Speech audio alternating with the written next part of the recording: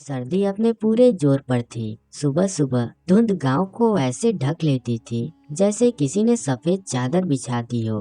रघुनाथ अपनी झोपड़ी के बाहर बैठा दोनों हाथ रगड़ रहा था। इस ठंड में भी काम नसीब नहीं। पता नहीं भगवान मेरी परीक्षा कब खत्म करेंगे।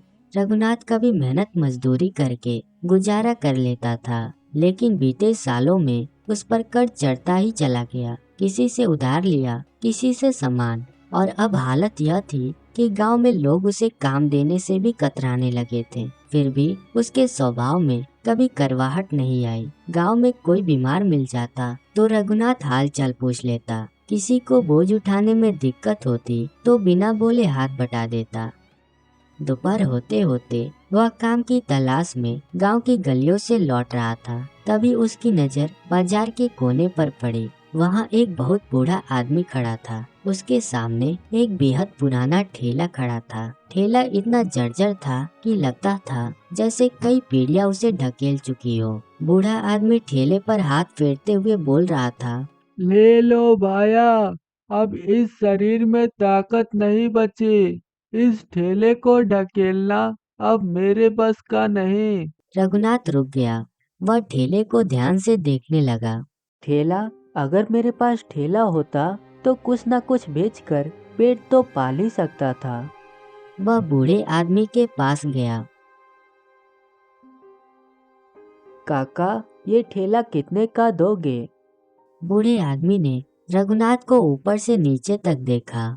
बेटा, बहुत पुराना है, पर मेरे लिए यह आखिरी सहारा है। जितना दे सको दे देना।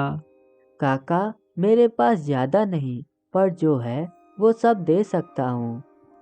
कुछ देर सोचकर बूढ़ा आदमी मुस्कुराया। पैसे से ज्यादा मुझे तसल्ली चाहिए थी। ले जा बेटा, शायद ये ठेला तेरे काम आ जाए।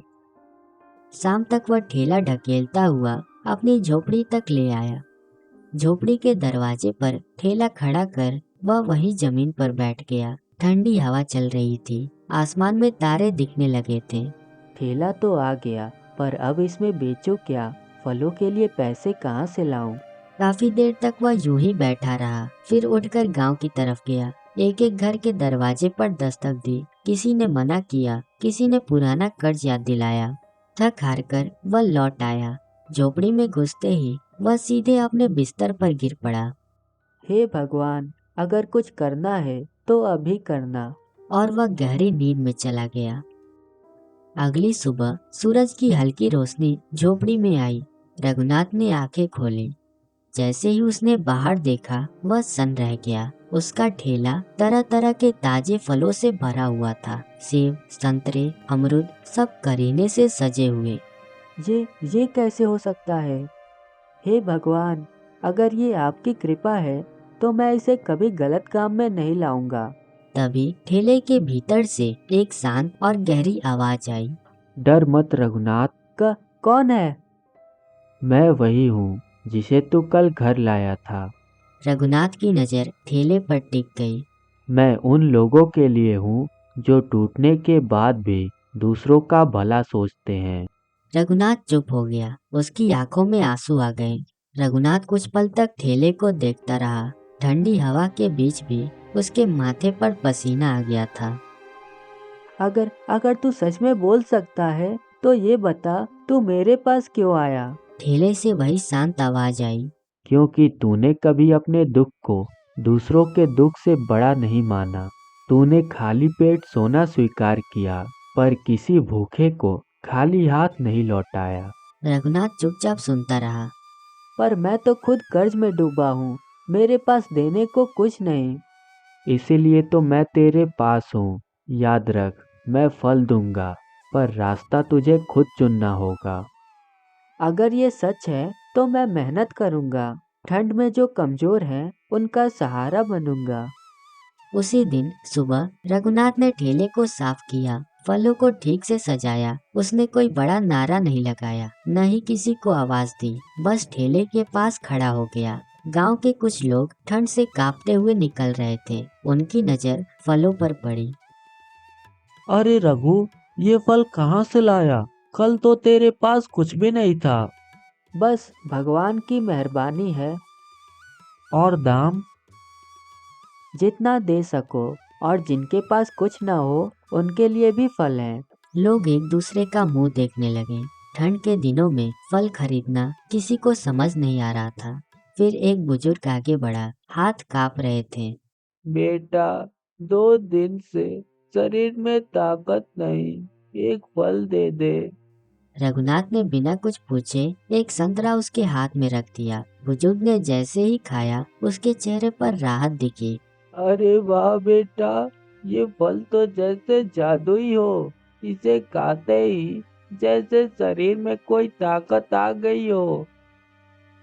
धीरे धीरे और लोग आने लगे। कोई एक फल ले गया, कोई 2, कुछ ने पैसे दिए, कुछ ने बस दुआ। शाम का समय, रघुनाथ थका हुआ था, उसके चेहरे पर सुकून था। आज पहली बार मेहनत बोझ नहीं लगी। ठेले से आवाज आई, याद रख रघुनाथ, लोग चमत्कार नहीं खरीदते, वे भरोसा खरीदते हैं। अगले कुछ दिन ठंड और बढ़ गई। कई लोग कमजोरी और सर्दी से परेशान थे। रघुनाथ रोज ठेला लेकर निकलता, फल बेचता और जरूरतमंदों को देता। गांव में बातें फैलने लगी। रघु का ठेला कुछ अलग है, उसके फल खाने से ठंड कम लगती है। एक रात रघुनाथ झोपड़ी के बाहर बैठा आग ताप रहा था। अगर तू मेरे साथ न होता तो मैं अब भी खाली हाथ होता। ठेले से आवाज आई, मैं हमेशा नहीं रहूंगा। क्या मतलब? जिस दिन तू खुद दूसरों का सहारा बन जाएगा, उस दिन मेरी जरूरत नहीं रहेगी। रघुनाथ कुछ देर तक आग की लपटों को देखता रहा। उसकी आंखों में डर नहीं, समझ थी। रात गहरी हो चली थी। ठंड की हवा पहले से ज्यादा तेज थी। रघुनाथ आग के पास बैठा हुआ ठेले की बातों को याद कर रहा था। उसके मन में एक ही सवाल घूम रहा था, क्या मैं सच में दूसरों का सहारा बन सकता हूँ? अगली सुबह गांव में हलचल थी। ठंड के कारण कई लोग काम पर नहीं जा पाए थे। कुछ के पास खाने को था तो कुछ के पास दवा तक नहीं। रघुनाथ रोज की तरह ठेला लेकर निकला। आज ठेले में फल पहले से ज्यादा थे, पर रघुनाथ का मन आज बेचने में नहीं लग रहा था। वह उन चेहरों को देख रहा था जो ठंड और कमजोरी से झुके हुए थे। आज अगर मैं सिर्फ बेचूंगा तो फर्क क्या रह जाएगा? वह ठेले के पास खड़ा रहा। लोग आते रहे, कुछ ने पैसे दिए, कुछ ने नहीं। रघुनाथ सबको एक ही नजर से देखता रहा। दोपहर के समय एक आदमी कांपते हुए आया। आवाज में कमजोरी थी। रघु, आज काम नहीं मिला, शरीर जवाब दे रहा है, कुछ मदद कर दे। रघुनाथ ने बिना सोचे उसे 2 फल थमा दिए। पहले इसे खा लो, पैसे बाद में देखेंगे। आदमी की आंखें भर आईं। भगवान तेरा भला करे रघु। शाम ढलने लगी। ठेले में फल कम होते जा रहे थे। रघुनाथ जानता था आज शायद उसकी कमाई नहीं होगी। वह घर की तरफ लौटने ही वाला था कि ठेले से आवाज आई। आज का हिसाब देख। उसने ठेले में झांका। मैंने तो आज ज्यादातर फल बांट दिए थे। जब देना आदत बन जाए तो कमी नहीं रहती।